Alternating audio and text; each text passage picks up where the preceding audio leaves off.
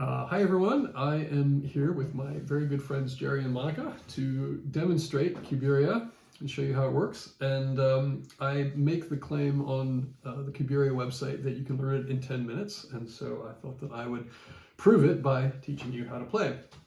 This is basically exactly the same spiel that I gave to people at the UK Games Expo before they played it themselves. So this is Cubyria. The best way to think of it is it's kind of like 3D competitive Tetris. And the theme of the game is that there is a Mad Vizier, and the Mad Vizier has commissioned a palace, but rather than hire one architect, he's hired, in our case, 3 architects, however many players there are. And all of you know that because he's mad, the odds are that only one of you is going to get any of the glory, and the rest of you are going to wind up in the dungeons or beheaded or whatever. So you are ostensibly working together to build the same palace, but in fact you're competing against each other to get the largest number of points. And the way that you get points is by playing rooms onto the structure. So there's a deck of cards. The cards are each associated with a room. So this is the guard room. And I don't know how close this needs to be. Basically, the cards are very simple. Yeah. Okay. You have a title, an identifier, an image to help you find it. This is the base point value. So the base point value of the card is multiplied by the story or the floor on which you play that room.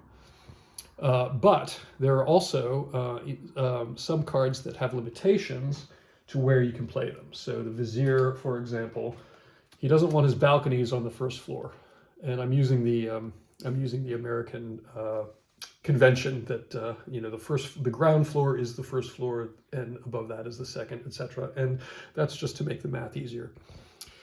So you can play any room on any floor you like. However, if you play a room on a floor that has been grayed out on its card, then you don't get any points for it. There are, in fact, times, rarely, when it actually makes strategic sense to do that. You're basically burning a room, but you're using it to maybe support another room, something like that. But most of the time, you won't be getting any points. The building rules. So,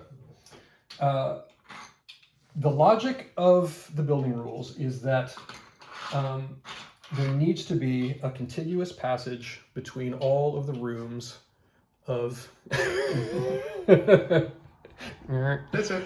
There needs to be a continuous passage between all the rooms in the palace. The main way of doing that is to place doors to doors. So most rooms have walls and doors, and when you place 2 doors together, then you've created a continuous passage between those rooms, and you only need to do one. So for example, this is a perfectly legal move to put these together like that. Even though this door is blocked off, it doesn't matter. As long as there's one that goes through, you're good. There are also secret doors. Secret doors look like this, and secret doors can be placed against doors, against walls, against other secret doors, so they're very versatile pieces. And then there are some special ones like these are gallery windows. Now the Vizier likes his views, and he doesn't like his gallery windows to be blocked, so you can't block those off. The same with balconies. You can't block balconies either. Actually, sorry, this is a legal move. You can put windows against balconies, but you cannot put windows against other windows, and you cannot block windows with walls or doors or anything like that. You can't block that in. There is in the rule set that I have uploaded in the download section, there's a little chart that actually explains that and makes it very clear what can go against what. Okay, building upward. Now, obviously the first room that's played is going to be played on the ground floor, but there are also stair cards. Let's see if we can find one. Now, when you get a stair card, you can then use it to play a stair token. And the way that you do that is you basically place it inside a room, and then you can use that and place it on top of another room. And that creates, again, a contiguous passage between the room below and the room above. Now, once you've done that, you've opened up that floor to expansion by other players. So, for example, it's entirely fine then for me to play this here, this room, because there's the door that connects them, and you don't need to have stairs there. You only need, the contiguous path continues through the door. So as the palace grows upward, there's only you only need to use stairs when there is no connection on its own floor. There are roofs. Now, roofs are almost exactly like rooms, except that you need 2 matching roof cards to play them. And you can put anything alongside of them. There's no limitations to what you can put next to them. So they're very high scoring because they're easy to play and they're easy to play high up, but you need 2 matching cards to play them. And then the one other building element is the support columns. Support columns are a wild card. They can go against anything.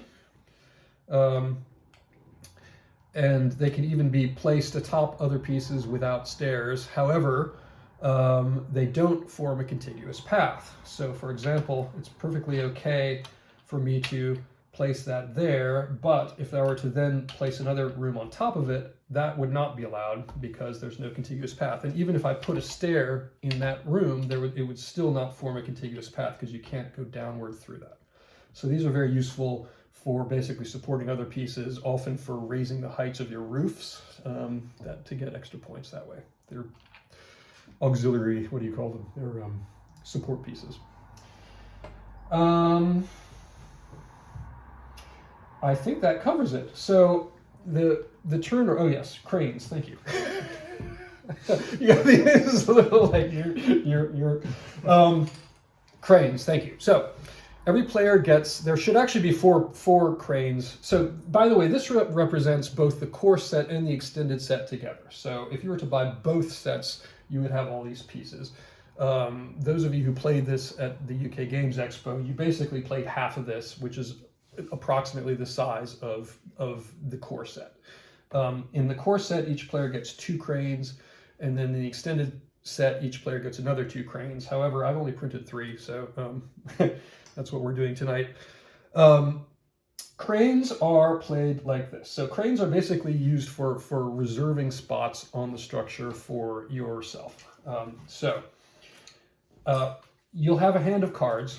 When you have a hand of cards, you can burn one of your cards, which means discarding it without receiving any points for it. And you can play a crane. You can either play the crane on the structure, like that, which means that no one can build in that spot. Or there's also a common pool of cards that everyone is going to be drawing from as the game progresses.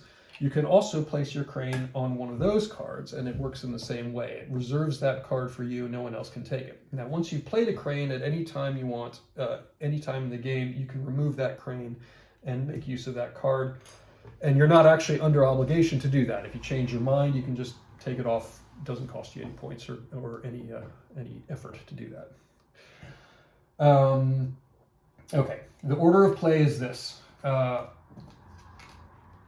Everyone gets 4 cards, dealt to them face down, blind, and then there is also, as I said, there is a common pool, I don't know if you can see that here, a common pool of 4 cards. On your turn, you can play up to 5, and those 5 cards can come from either your hand or the pool in any combination. So what you're trying to basically do is you're trying to maximize your point value by selecting the combination of rooms and the combination of cards that will maximize your points. And remember, you're always mostly trying to build upward to maximize your points in that way. I think that's it. I don't think there's any more. So we're going to play a game, and I hope that you enjoy watching it. Cheers. Bye.